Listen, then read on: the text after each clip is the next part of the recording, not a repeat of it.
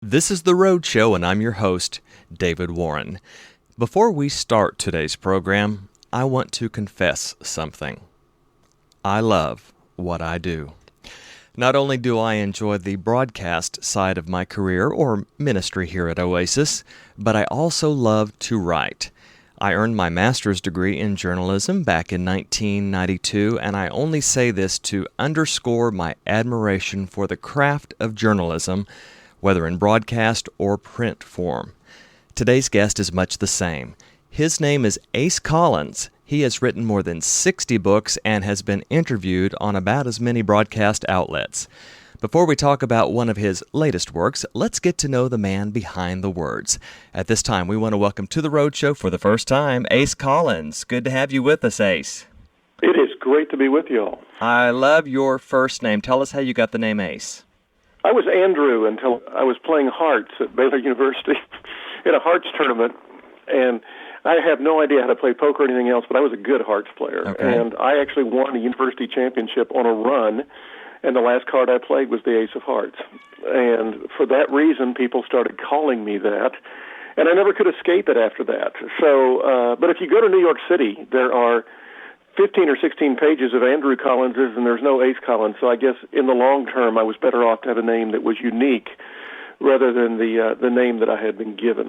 Typical old Southern name. I mean, my grandfathers were both named after presidents, Thomas Jefferson Shell and Andrew Jackson Collins, so I became Andrew Jefferson Collins. All right. Well, that's a great story. How did you get interested in journalism?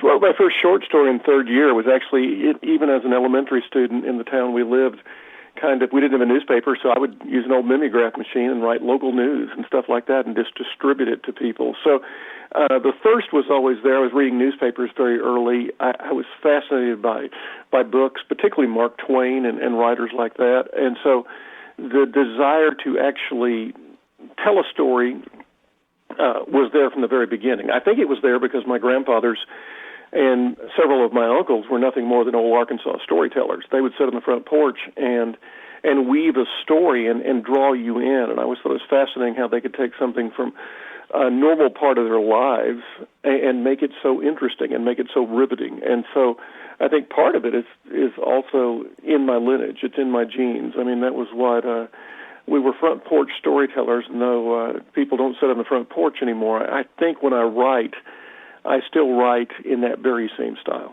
When did you find faith? I don't know that I necessarily ever found it in a traditional way. I was always jealous as a kid growing up for the people who had the lightning rod testimonies, where, like Paul, they were almost blinded, turned around, and had been horrible people and turned their lives around. My grandfather was a Baptist minister. I was raised in churches. Going to church was a normal part of my life. And so I don't ever remember in a time when I didn't actually think in my childhood days that God wasn't there, that he wasn't watching out for me, that he wasn't a part of my life. So I think accepting him as my Savior was an extenuation, if you will, of what I had grown up with. And there was no particular moment in truth where I just suddenly thought, oh, this is it. In a sense, I had always felt it. And in that respect, I think there are more moments when you realize when you're in a position like I am, where you realize what your calling is, and you realize how important your calling is, and you see God working in that. Then, in my case, of the growth in the lifestyle I had growing up, that led me to realize that I'm a Christian. I've believed this for almost as long as I can remember, and it is something that is very important to me, and it is my choice. That's the other thing that I emphasize over and over again to people. I didn't become a Christian because my grandfather was a preacher or my parents were Christians. I became a Christian because that was the choice I made. Now, specifically on a date, when did I make that choice? I can tell you that I walked the aisle at 9 years old. I can tell you that, what it felt like to be baptized. But from a standpoint of as I look back, I don't ever see a time when I didn't feel God wasn't there. Well, I ask those first two questions because you have mixed your writing skill given by God with your faith in God, just as I have in broadcast form, but you in print form. Why that decision? I don't know that it was a conscious decision. I was speaking at a church the other day, and I told them during a question and answer session that I did not consider myself a Christian writer. I considered myself a writer who was Christian. And people may say, well, what's the difference? I said, well, the difference is if I write a secular book, and I do write a number of secular books, but you're still going to see my faith displayed in those pages. So I don't limit myself that, gosh, I've got to write strictly a Christian book. But if you pick up one of my secular novels right now, Rite of Passage, is about to be released, and if you read it, you're going to think, okay, yeah, you're going to see, in a sense, the guy who wrote this book is a little different because there's no cussing, there's no sex. It is still written in the very same fashion I would write a book that might have had a much more subtle Christian message. And part of this is the fact that I've never wanted to preach to the choir, so to speak. In my writing, I want my writing to actually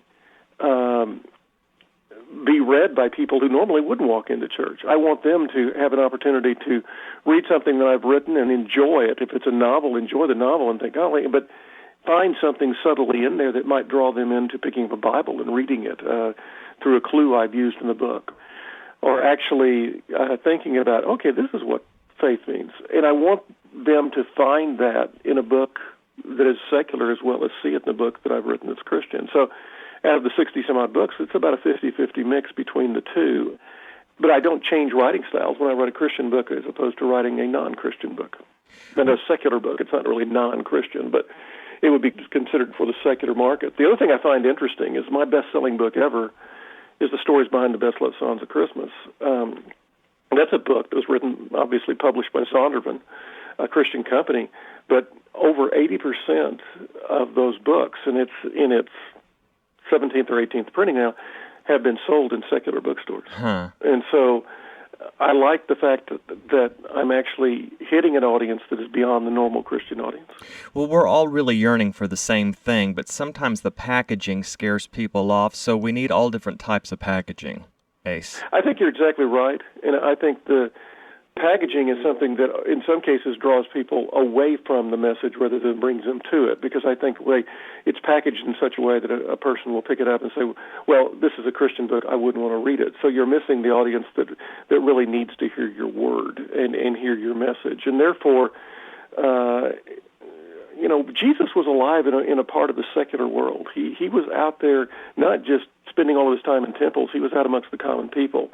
And I think that's what I want my writing to do, is I want my writing to be out there amongst people who might have never darkened a church door. I remember something I wrote at one time. I got an email from a lady in England who told me that she was going to commit suicide. And she read something I wrote, not in a book, but on my website, and told me that she was going to give life a second chance. And this was a lady who didn't go to church, and this was a lady who had cancer and was just given up. And it was just a story that I wrote about one of the influences in my life who happened to be a Christian, who happened to have this incredible attitude. And so the power of the word to reach people is there, and I think is underused. In other words, I think when we run away from the real world, Christ being in the real world like he was, we need to be a part of that too. He didn't spend all his time in the temple.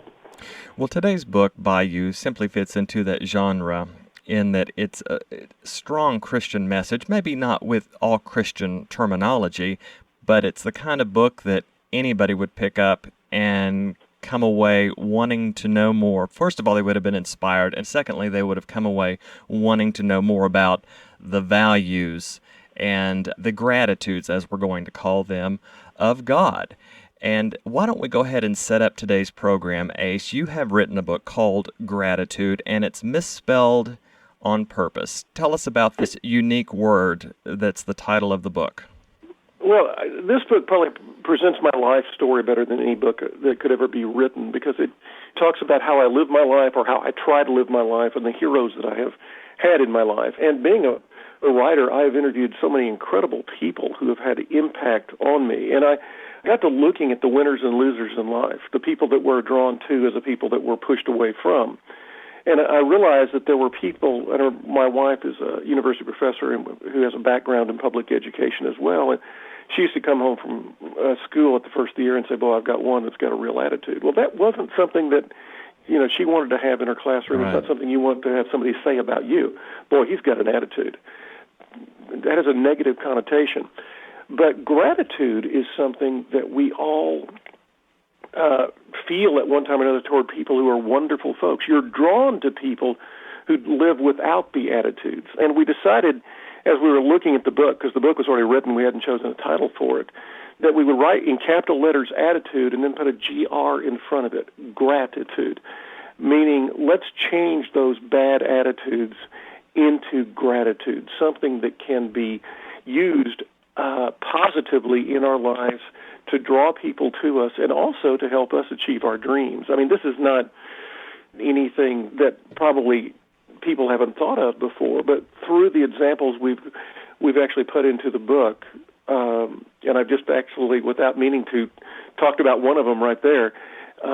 People always laugh at me for saying, when I talk about one of my books, they said, well, when we put this in. But what you have to understand is we means everybody who works in that book, from marketing department to editors to people who come up with the titles to people who design the covers. Mm-hmm. Writing is a we project, and I found out that life is a we project too. And when we embrace that, then that eliminates one of our bad attitudes right there, that thinking that, hey, I did this by myself. No, right. We don't do anything by ourselves. Everything we accomplish that's worthwhile in life comes from working with other people. All right. Well, listeners, turn off your spell checks and turn up your radios as Ace Collins reveals some of the 10 key gratitudes. Now, that's spelled GRATTITUDES. That's coming up after this break. I'm David Warren, here with some exciting news for Oasis listeners. We have a new mobile device app. It's free, easy to download, and lets you enjoy our refreshing music and talk everywhere you go.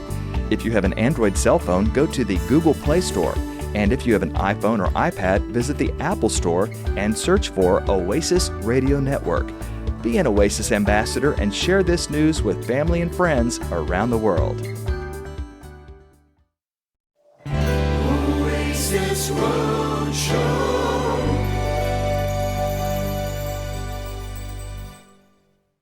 On the Roadshow today, I'm David Warren, speaking with author Ace Collins, and he and I have both done hundreds of interviews, he in print form and I in broadcast form, about interesting people who have accomplished great things in life despite great challenges. That's another reason why I love what I do, because I have been changed for good because of other people's stories of triumph, and that is really the backbone of what this book is that we're talking about today, entitled Gratitude, GRATTITUDE, and that is a mixture of the word gratitude and attitude, as we learned before the break. Tell us how this concept came to you to write this type of book. Well, the original concept was simply, what attitudes do I need to lose to be a better person?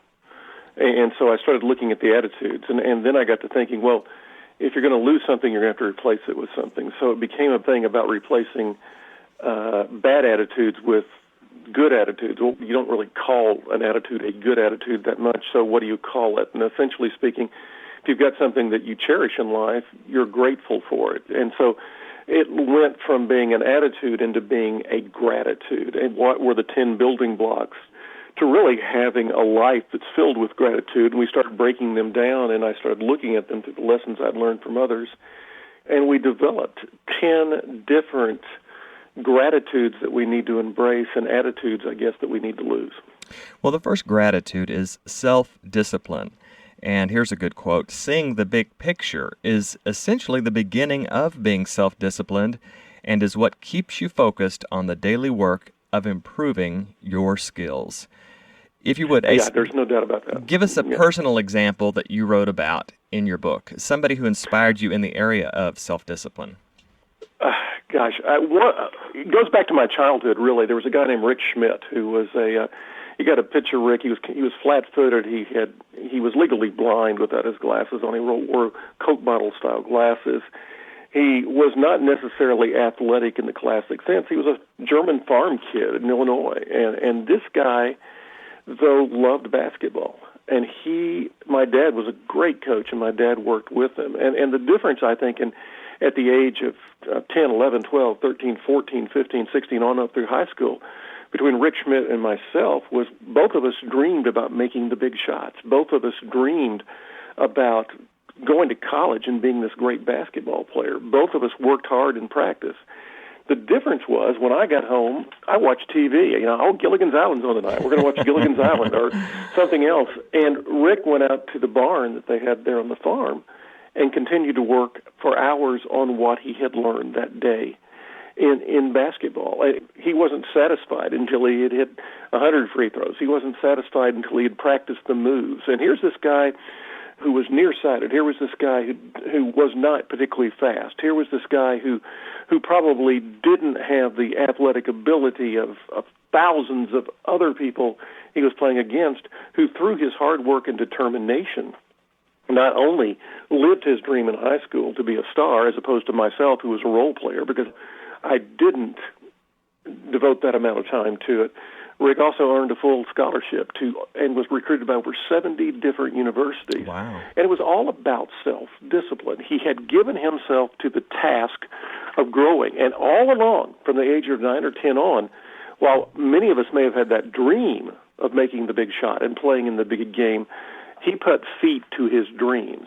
He worked fundamentally to get better. And I think that's the key right there. You mentioned it, is understanding the big picture. What is this work for? And I love the fact that we as parents will sit there and watch the child take 1 or 2 steps and just praise that child to no end. That encourages that child to take 3 and 4 steps. We don't sit there and look at that child after they've taken 1 step and go, well, you need to be doing 4 or 5. But if we're on a diet, a little thing like a diet, and we diet and we work hard and we work out, and at the end of the week we look at it and we've lost a half pound, we beat ourselves up for only losing a half pound. A lot of us give up. Yet that's that same step that baby made, and we praise that baby for it. Yeah. That's part of the self-discipline process, is understanding what we've accomplished, that it comes in small steps, and those small steps add up to big things. Well, speaking of steps, over here on page 29, you give us some concrete steps that we can take that will begin to grow ourselves in the area of self-discipline. Tell us about list the these 5 5 steps. most self-disciplined people you know, and look at them. List what they've accomplished by using self-discipline, and list what they have had to sacrifice. Rick had to sacrifice a lot of TV time and other things that, while I got to see that, who got more value out of his time that he invested. Ask yourself, were those sacrifices worth it for those other people? Now, using those positive influences you've listed as your guide, set a goal for yourself. It doesn't have to be a big goal, but it does need to be life-changing in some way. It might be exercise, diet, Bible study, charity work, or prayer. It could involve productivity of work, a new job, more education, or being a better parent. My wife right now is working on her doctor's degree, something that she probably doesn't need, but it's a goal that she has. My dad is in his 80s and is learning Spanish. They're working forward. Once you latch on to your new goal, list the temptations you're going to have to avoid. If you're on a diet, list what you're going to have to avoid. By keeping those temptations in front of you and being honest about them, they'll be less likely to sneak up on you and derail your progress. Remember, everyone is tempted. Even Christ was tempted. But daily self-discipline will help you continue toward your goal. And finally, list the steps of your disciplines you will need to embrace to achieve your goal. For Rick Schmidt, it was sinking 100 jump shots every day. While for Jesus' disciples, it was likely telling the gospel to at least a new person every day. Your steps or plans will be a roadmap that allow you to follow through to your goal. And we move on to gratitude number 2 from the book, Gratitude, by today's guest, Ace Collins. And this is about growth. And you write that human growth doesn't stop when our height peaks.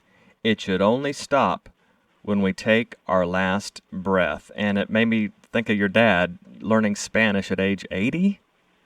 Yeah, he realizes there are more and more Hispanic people coming into the world, so he's watching into the United States. He's watching Spanish television. He's going and talking to people who work in Spanish. He's trying to learn the language. He wants to understand the culture. He wants to understand these people. It's a growth opportunity for him to get to know more people in a new culture. He does that. Age doesn't matter. I mean, Daniel Boone was 75 years old and still exploring new territories. On his deathbed, he was in Missouri, not Kentucky, where most people think of Daniel Boone being. He on his deathbed now, he is talking to people about, man, when I get well, I'm going to get out of this bed. I'm going to go take a look at what's beyond the Rocky Mountains. He'd already made one trek to the Rockies to see what they were about. He wanted to go, what's beyond the Rocky Mountains? I love what Lou Holtz said after he upset actually number one Oklahoma in the Orange Bowl many, many years ago when he coached at Arkansas. And they were in the post-game press conference when they were 40-point underdogs and had won this game. He said, Coach, what a moment in your life. Is this the best moment you've ever had? And he looked back and said, gosh, I hope not. I hope I haven't had my best moment yet. Always looking ahead. And it doesn't matter your age. It's the simple fact of growth. I love that Isaac Watts' father was a minister, the great hymn writer. At 16 years old, Isaac Watts came home from church and told your dad, your service is boring. What did his dad do? Did he get mad at him? Did he get upset? And he said, why? He said, because we sing the same songs. And they were singing literally out of the Psalms, the book of Psalms. That was all they sang, and they sang it with 5 or 6 different tunes. And that was it, melodies. And Isaac's dad said, hey, don't complain, do something about it. Well, Isaac Watts changed the way we worship. He wrote over 7,000 hymns. Many of those hymns are still sung today. It was all initiated because his father said, grow. Yeah. Help us grow. How many people have grown? How many people have come to know the Lord? How many people have been influenced? And how many people have been changed through the work that started at 16 years old and continued till he died, writing songs the last week of his life? How many people continued to grow and continued to love and continued to be these wonderful Christian people because of the testimony of Isaac Watts? They don't know the testimony, but boy, they've been touched by his growth, his work. Well, the next gratitude that we're going to talk about before we take a break is courage, and maybe we should define what courage is. Ace, what do you think it is? Courage comes in all kinds of different forms and formats. I think it takes guts to make hard decisions, and therefore most people avoid making hard decisions. I think courage is taking the responsibility of what those decisions may or may not do. When you look at D-Day, when we launched our attack to retake Europe, you look at Eisenhower, who he and his generals and other people and all these brains had gotten together and said, okay, we're going to invade Normandy, this is how it's going to work. Well, what most people don't know is Eisenhower had already written the night before that invasion an apology to the world if it didn't work. And that apology took his full responsibility for making the final decision to do this. Therefore, it wasn't the people who landed on the beach. It wasn't the generals that worked under him. It wasn't anyone else but him who was going to take responsibility for what happened. And I think that didn't scare him, but it scares a lot of us. We let fear stop us. We let pride get in the way. We let our inability to say we were wrong hold us back. I mean, consider the prodigal son. What did the prodigal son have to do? We all talked about the fact that, the father, boy, he accepted this guy. I mean, he welcomed him back. What did the prodigal son have to do? He had to tell his dad, I was wrong. You were right, I was wrong. That takes a whole lot of courage to come back home and say you were wrong. So don't let fear stop you. Don't let pride get in the way. Mark Twain once said, it's curious that physical courage should be so common and moral courage so rare. The courage to admit you were wrong, I think, is the most difficult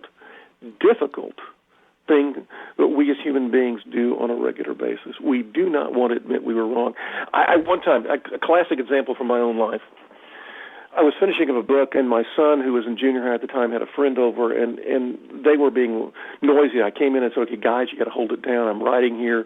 Can you hold it down? Well, suddenly they're in a situation where not only do they start roughhousing again, they break something. Oh, no. In the house. I walked back in, and I look at my son, and I said, look what you did. And he looked at me and said, but Dad. And that is when I reacted by slapping my own son. I'd never done that before. And immediately I realized what I'd done. I fell down on my knees in front of him, and I said, I'm sorry. I should have never done that. No matter what you did, it was. And he said, but Dad, I was wrong. He said, no, I was wrong for what I did. The humbling of me admitting that I shouldn't have struck him, that I was wrong, that I had overreacted, that ultimately brought us closer together. And the level of trust that now grown man who works in Hollywood at Warner Brothers and I have for each other, and he has for me, I don't think would have been there if I hadn't admitted at that very moment that I made that mistake, that I was wrong. And I think that takes courage. Well, we're talking about gratitude today, and it's a unique spelling of the word because it's a good attitude, I guess a great attitude, and it's spelled Grattitude. It's out on Zondervan Press by today's guest, Ace Collins. Christian bookstores, also online at Amazon.com, and through the website acecollins.com are where you can pick up the book. We're going to take a break, but when we come back, we're going to talk about some more of the 10 Gratitudes. We're going to discuss humor, tenacity, and that one we just touched on there, forgiveness. Back after this. I'm Karen Jensen Salisbury, one of the hosts you hear on the Oasis Network Roadshow. For 35 years, this 1 hour of the day has inspired and motivated you, our listeners, with thousands of stories of people whose lives demonstrate the truth that, with God, all things are possible. It's an hour that you should make a part of your day, Monday through Friday, starting at 1 p.m. Eastern, 12 noon Central. The Roadshow, an Oasis Network presentation. Ace Collins is the writer of more than 60 books, including the best-selling Stories Behind the Best Loved Songs of Christmas. Based in Arkadelphia, Arkansas, Ace has appeared on scores of radio and television networks and shows, including CBS This Morning, NBC Nightly News, CNN, Good Morning America, and, of course, he's hit the big time joining us today on The Road Show. I'm David Warren, your host, and the name of the book we're discussing is called Gratitude, misspelled on purpose. If you didn't hear the first half of the program, you're going to have to find out why, but the book is spelled Grattitude, the title is. And I want to go to a great quote by Ace that will maybe sum it up for those that haven't heard the first part of the program. Ace says, "Our map for attitude change comes from looking at those around us who we admire and respect. As we study how our heroes handle each of life's great challenges, we will learn how to embrace our own blessings." Well, let's go to gratitude number 4 of the 10 now, Ace, humor. And I want to start off with a quote that's in the book.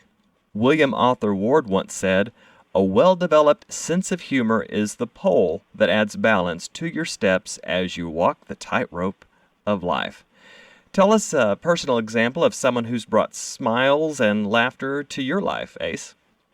I had the opportunity years ago to interview Jimmy Valvano, who won the national championship as basketball coach at North Carolina State University, the Wolfpack, and it was probably the greatest upset in the history of NCAA for a team that had to win the ACC tournament to get into the NCAA to turn around and go on the run and make it. And Valvano won the first ESPY award on ESPN for courage. It was very interesting to watch his acceptance speech that night, because here was a man who had months to live. Cancer was all through his body, and yet he got up there on stage in that acceptance speech, and you can see it online. I challenge people to go watch Jimmy Valvano's ESPY speech, because it's one of the most greatest speeches I've ever seen, and it was done off the cuff. This guy draws you in with his humor.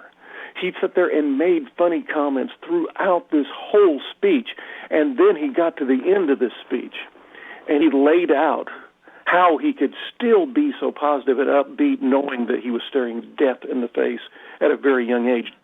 And yet he drew us in and then talked about what's important in life, And he gave us this message, a message that will stick with everyone who's ever heard that speech each and every day. What do you have to do every day to be like me? Said, you got to find something that moves you to tears. It can be happy tears or sad tears. You got to find something that makes you think. And you got to tell somebody every day you love them. And you sit there, so you got to go get a hug. He said, hug somebody, think, and find something that moves you to tears. He said, boy, if you've done that every day, you've lived a full day. And think about that now. What an incredible, inspirational message. He said at the end, I'm starting a cancer foundation before I die, and I'm trying to raise money for cancer, and it's not going to save my life. But maybe it'll save somebody that you know, somebody you love, or maybe somebody I know. And the irony being, of the tens of millions of dollars, this foundation he started in his dying days, who is one of the first people who benefited from this man's humor, who drew people in, who got people to give to this foundation, whose work is still going on. One of the first people who benefited was his own daughter who had cancer, and she would have died except for the research that the foundation this man set up. Wonderful. So she lived. Gave the world. So she survived. She lived. She survived. That's because great. Of Jimmy Valvano, and in large part because of that ESPY speech that night. Amazing thing. I had a friend who was fighting cancer, who was in college, and she was continuing to go to school, and she didn't let anybody know she had cancer, and she didn't let anybody know she was bald. She had a wig on, and one day she pulled the wig off. I mean, when she pulled her parka off in front of a bunch of people, and she looked over at them, and they all looked at her just going, and she said, "Look what being an English major does to you." and the humor that she had, I think, not only inspired all the people around her, but it gave her a leg up on beating Ewing sarcoma cancer, which at that point was killing 90% of the people it struck. Well, a merry heart does good like a medicine, Ace. It makes me think of that scripture. Yeah. I want to read something that you wrote. I thought this was quite interesting to put this in. I think this is, it speaks for itself. It's a final thought on humor. Ace writes, not long after the Lewinsky scandal, President Bill Clinton was asked to attend a conference of evangelical pastors and field their questions. The president must have felt as though he had walked into a lion's den. One of the first questions asked that day was, how can you still attend church? The president paused, dipped his head, and then in a very serious tone said something like, have you ever known anyone who needed to be in church more than me? Well, the answer was humbling, but it also brought a few quiet laughs as the pastors considered his words. It was a serious joke that diffused an explosive situation and revealed a truth. It didn't change the wrong that the president had done, but it did open the door for dialogue and perhaps some forgiveness. More on forgiveness coming up, but first, let's talk about the gratitude of tenacity. What is tenacity, and who inspired you in this area? Oh, there were so many people around me who were tenacious, who just didn't give up, who would push forward, and they would not give up in the face of overwhelming odds. We talked about Beth Nance, who in cancer just a second ago, but I think maybe the greatest example of anyone I've ever known is William Carey, the great.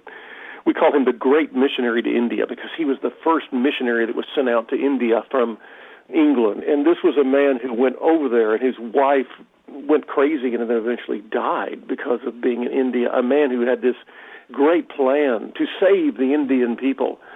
And yet, 5 years later, he hadn't saved a single soul. He had not been able to find one person who would convert to Christianity because of what he was doing. He could have given up. He could have moved. He'd lost after all, his wife.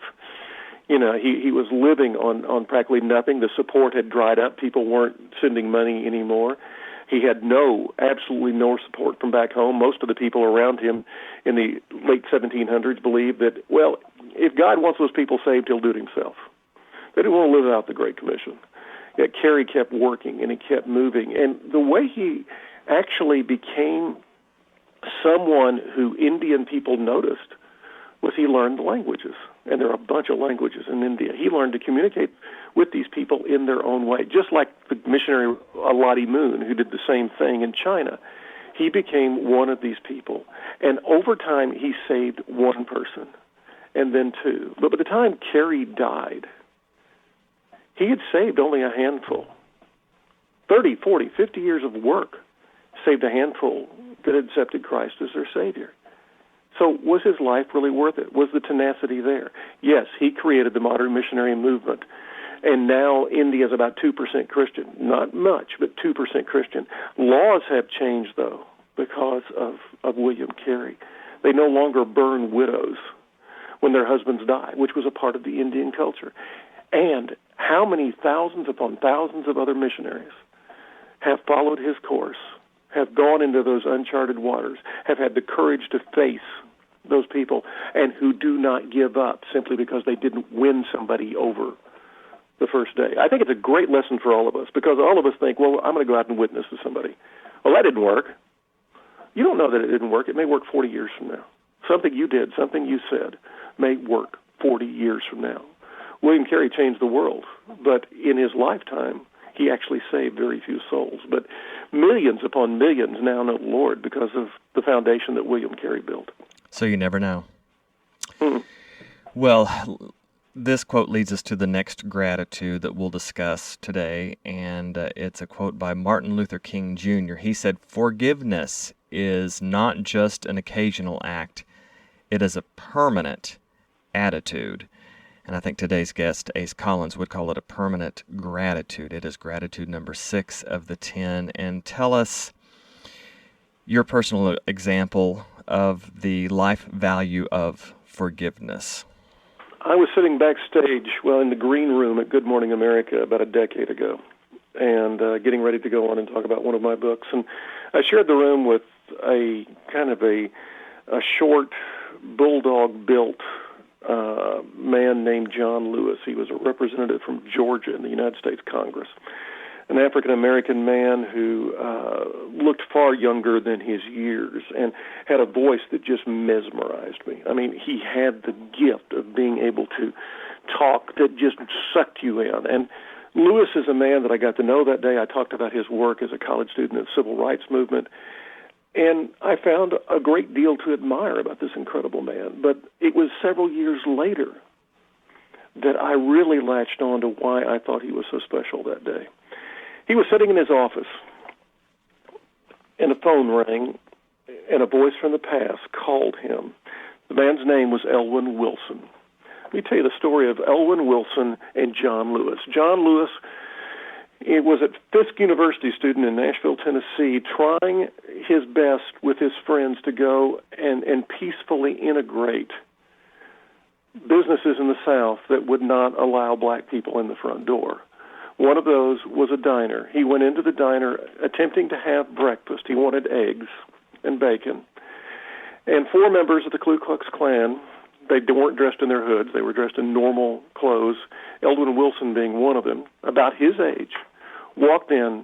They jerked this man out. They beat him up, literally beat him senseless, and then cracked the eggs that he had ordered over the top of his head to run down his face. And that picture, captured by an AP reporter, was shown nationwide the next day in newspapers everywhere.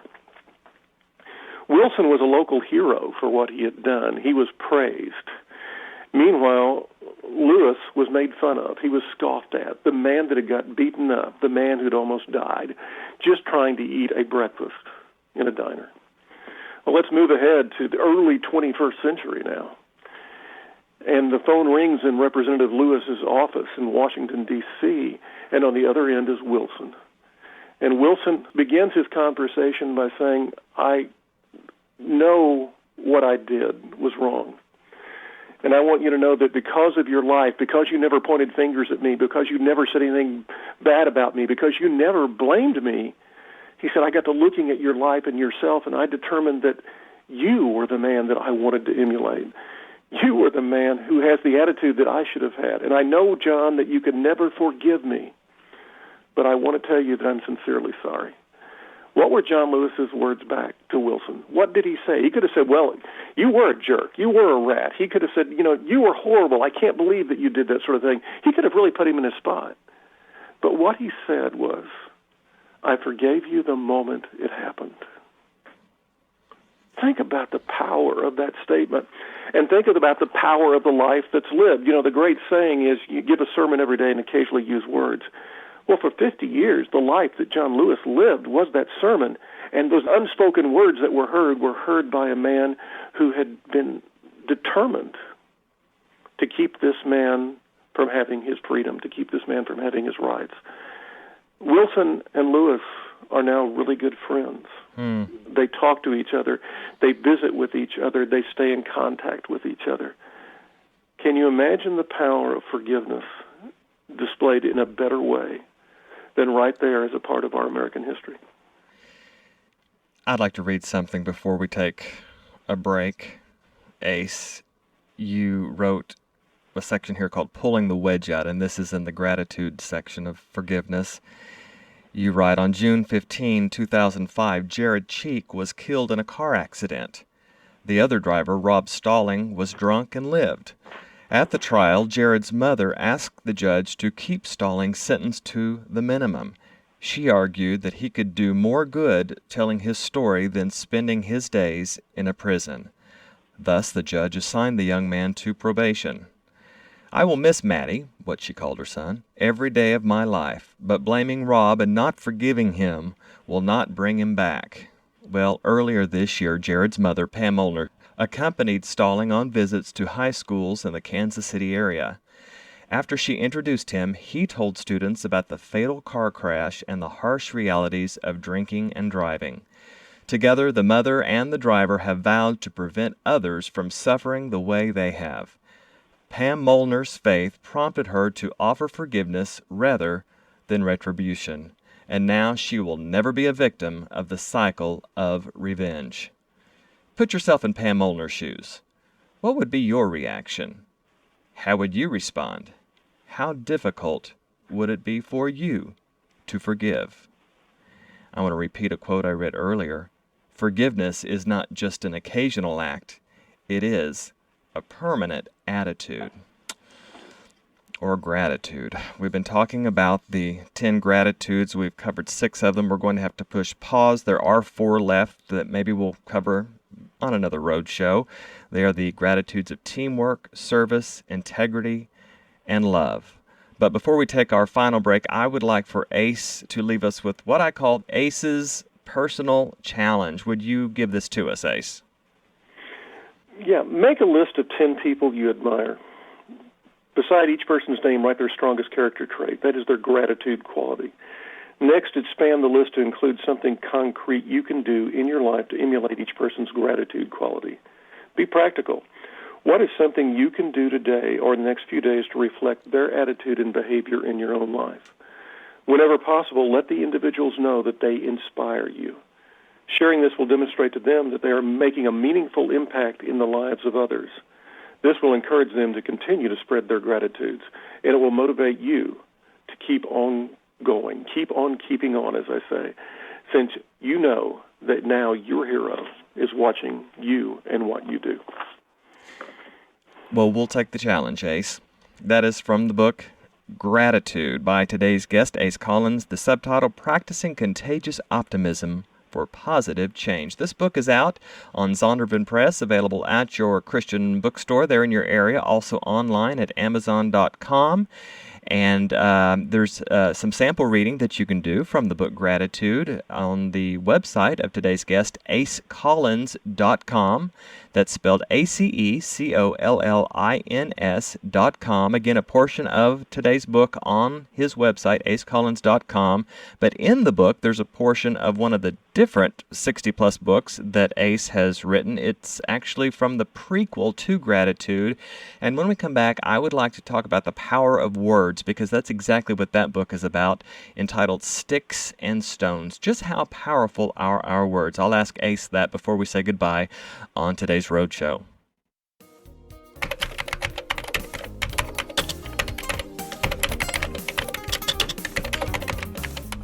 I'm David Warren, Program Director at Oasis Radio Network and one of the hosts of this podcast. All of our hosts enjoy hearing from you, our listening family, so drop us a note. Our email address is roadshow@oasisnetwork.org. Be sure to subscribe to the podcast and you'll receive new episodes on your mobile devices. And now, back to the show. Well, on today's program, we've made the quality decision that we need to do a part 2 on the subject of gratitude, practicing contagious optimism for positive change. And it's contagious because our gratitudes or life values are formed through our relationship with others and their examples. The book Gratitude is out on Zondervan Press. It's at your local Christian bookstore, again by today's guest, Ace Collins. The word gratitude is misspelled on purpose in case you're trying to type it in, Grattitude. Besides the Christian bookstores, you can also get it online at Amazon.com. You can read some of the book on Ace Collins' website, acecollins.com. And I imagine, Ace, that the spell proofers for this book really had to strain to let this word gratitude slip past them so many times in the proofing. I'm sure they did. Once again, one of the things that people don't realize is when you write books, 90% of the time they're titled by marketing department and not you. And so I'm sure the marketing department and the editorial department went head to head on that title for a while. But when the marketing department gave it back to me, I thought, man, this is a great title. And, and particularly the way it's graphically done with the GR in the front and the R being small and then attitude being in bold letters after that. Whoever thought of that, and I didn't, I'm not going to take credit for it. That brilliant idea. Well, I'm David Warren, and early in the program, I mentioned that I have a real love for journalism. Of course, I'm in broadcast journalism, but I also love print journalism, and that's exactly what Ace does. He's written over 60 books. He definitely understands the power of the written word, but he also understands the power of the spoken word, which he discusses in the prequel to the book Gratitude. His book, Sticks and Stones. In fact, some sample chapters are included in Gratitude, and I'd like to know more about this because, it's so interesting how our lives can either go down a positive road or a negative road based on maybe just words that we heard as a kid on the playground in second grade or that we heard at age, let's say, 7 that a mom or dad said to us that really affected us. Tell us about this book, Sticks and Stones, and the power of words. Sticks and Stones, I think, represents the fact the book came to me because I read a statistic one time. It's amazing. We use about 30,000 words a day. That's a lot of words. Mm-hmm. And that's about what we use a day. And I thought, well, let's make some of them count because most of the words just sit out there and they float out there and they go away. And by words, I mean words we speak, words we type, emails we answer, things we write on Facebook. That's a whole lot of words that we use. Some of them should make an impact. And that's the problem we have. Is we don't realize in some cases that some of the negative stuff we're throwing out there does make an impact. And some of the positive stuff that we fail to say could make an impact if we would say it and use it. So it's really trying to come up with a way to use the words that you live to positively impact others. Think about going down the street, and if you see somebody who is always being negative, who's always pointing out the flaws and things, who's always gossiping, who is always basically kind of tearing others down to build themselves up. If you see that person walking down the street, if you see that person in a store, you tend to find a way to look in a store window and so that they don't see you, or go into another store to avoid them. Who are the people you're drawn to? You're drawn to people who use positive words. You're drawn to people who greet you with that smile. And that smile is a huge word. Mm-hmm. If you walk up to somebody and they've got a smile on their face, don't you want to visit with them? Yeah. And then if the first words out of their mouth are some kind of compliment, and you can have compliments. A classic example that we use in the book is the power of a thank you note. We do not write thank you notes much anymore, but when you get them, don't they really mean something special to you? Yes, they do. I did an entire year one time, every mail day of the year, so rule out Sunday, but the other 6 days of the year when the mail went out, I bought boxes of thank you cards at Walmart and went out and started writing a thank you note a day. And I would send a thank you note a day out to somebody. And it may have been a checker who checked me out at the grocery store and who was really nice that day, or in many cases it was a high school teacher or a college teacher or a friend. And I wrote them a thank you note telling them what they had done that really impacted my life.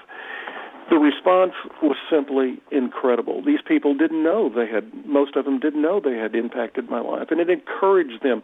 And I got back thank you notes for them, and I've now turned the process into my Christmas cards, and I send out hundreds of Christmas cards every year.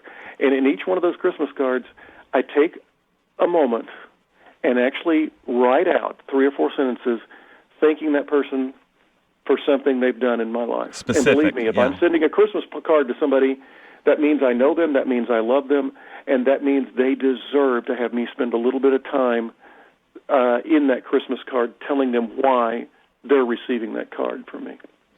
I have found, Ace, that I have to be proactive in this area of a kind word or a kind note. I call them outreaches, and I was provoked to good works by one of our previous guests on this program, The Road Show, Dr. Stan Toller. He said something that really resonated with me, that he does not put his head on the pillow until he has touched 5 people's lives in some way that day. And so I took that idea and combined it with the self-discipline, that's gratitude number 1 from your book, Gratitude.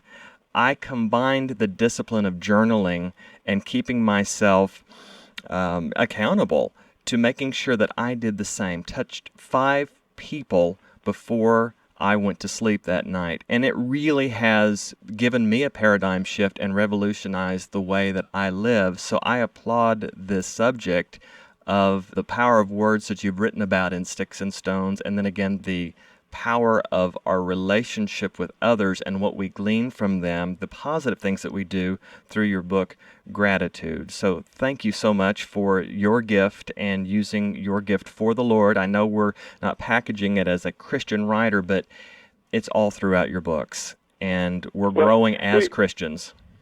It is a joy to do it. And one of the things I learned many years ago, there are two kinds of people in the world. There are those who look in the mirror and worry about what they look like, are those that look out the window and see what they can do. And that, I think, that it's the latter that you want to be.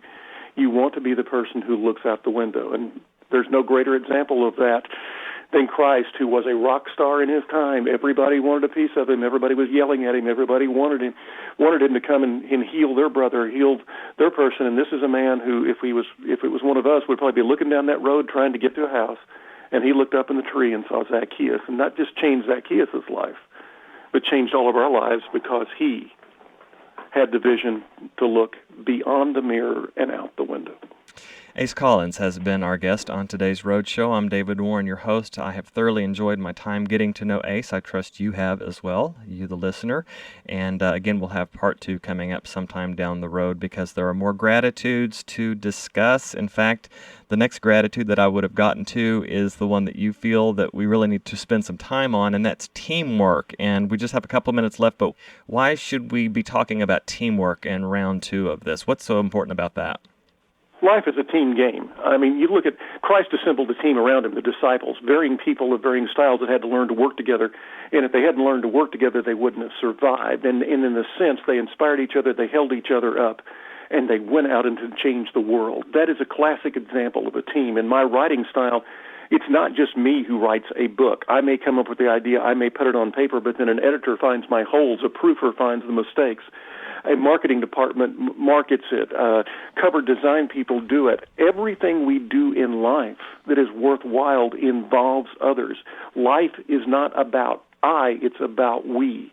And I think, therefore, some of the greatest lessons I've ever learned have been from people such as Shaylee Lenning, who I really look forward to talking to, who's former basketball player at Kansas State University, who lived team and continues to live team at a level that continues to inspire me each and every day. Well, in the spirit of the gratitude of teamwork, I want to not just thank today's guest, Ace Collins, but also our sound man, Tim Maroney, and the person who set up today's program, Steve Schwaderer, who made this program possible. I'm David Warren again. I've been your host. Stay tuned for part 2. In the meanwhile, you can pick up your book, Gratitude. There are 2 T's in that word. It's on Zondervan Press. You can pick that up at your Christian bookstore or online at Amazon.com.